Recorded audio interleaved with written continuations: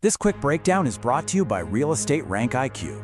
We are looking at Texas's new foreign property buyer ban, who's covered, and, just as importantly, what's exempt. All right, let's get straight to it. If you are involved in Texas real estate in any way, the game has totally changed. As of September 1st, 2023, Senate Bill 147 is in full effect, and it's basically rewiring the rules for some international buyers. So what are these new rules exactly? Well, SB 147 puts some sweeping new restrictions on who can buy property, and it's all being done in the name of national security. And you know, this whole thing happened really fast. The bill got passed in the spring of 23, the governor signed it on June 18th, and boom, it became law just a couple of months later on September 1st. Its impact is immediate, and it's something you have to understand right now. This brings us to the big question, probably the first one on your mind if you're in the real estate business. Who exactly is this law restricting? The whole law really centers on the specific list of what it calls designated countries. So, which nations actually made the list? The 4 countries are China, Russia, Iran, and North Korea. Now, this list is tied to national security, so it could change down the road, but for now, those are the 4 you absolutely have to know. Okay, now here's where it gets really interesting, because it's all about the scope. This ban isn't just about a person's citizenship. It actually extends to any business that's headquartered in or controlled by interests from those countries, and it also includes government agents or members of a ruling party. So let's move on to the next key piece of the puzzle. What kind of property are we talking about here? Is this just about farmland, or is it a lot broader than that? The law uses the word acquisition, but you gotta understand, that means a whole lot more than just a simple purchase. It covers almost any interest you can think of in real property. We're talking mineral rights, water rights, even long-term leases of a year or more fall under this.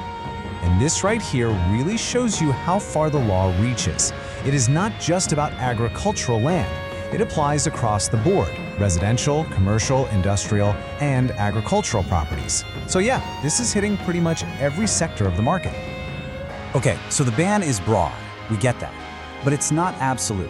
And understanding the exemptions is every bit as important as understanding the restrictions. So here's the crucial part. U.S. citizens and lawful permanent residents, green card holders, they are completely exempt.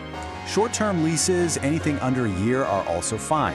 And there's a really important homestead exception for certain folks from those designated countries, as long as they're here lawfully and are buying a primary home.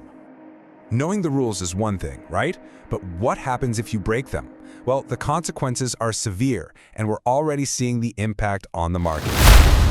Not complying is way more than just a slap on the wrist. Civil penalties can hit $250,000 or 50% of the property's value, whichever is higher. If you violate the law intentionally, that could be a state jail felony. And on top of all that, a court can even force the sale of the property. Texas Attorney General has a pretty powerful tool for enforcement too. It's called an in rem action. Basically, it's a lawsuit filed against the property itself, which can immediately cloud the title and just stop any other transactions cold while the case gets sorted out. To get why this is such a big deal, think about this. Foreign entities and people hold about 5.7 million acres of agricultural land in Texas. That's the most of any state in the US. So that context, it helps explain why there's such a focus on land. And it's not just about farmland. Texas is a huge player in the international residential market. We rank 3rd in the whole country for foreign home purchases, right behind Florida and California. We're talking 10% of all foreign buys in the US happen right here. And if you put a dollar figure on that, international buyers spent roughly $4.8 billion on Texas homes just in the last reporting year. So yeah, this law is definitely going to impact that flow of capital. Okay, let's bring this all home. You get the law, you know the penalties, you see the market. So what do you actually need to do to protect your deals, your clients, and yourself? Here's a simple 5-step checklist for every deal.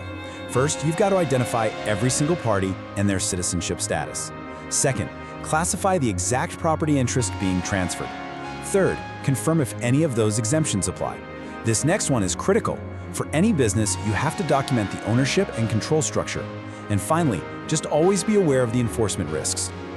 Look, if you remember nothing else from this, remember these 3 words: verify, document, comply. These 3 actions are now absolutely front and center for any transaction in Texas that has an international component. And one last thought, is this the final word on all this? Not necessarily. The law is in effect, but it's already facing legal challenges claiming it's unconstitutional. An initial attempt to block it was dismissed, but the litigation is still going. So this is definitely a space to watch. For more analysis on the real estate market, make sure you subscribe.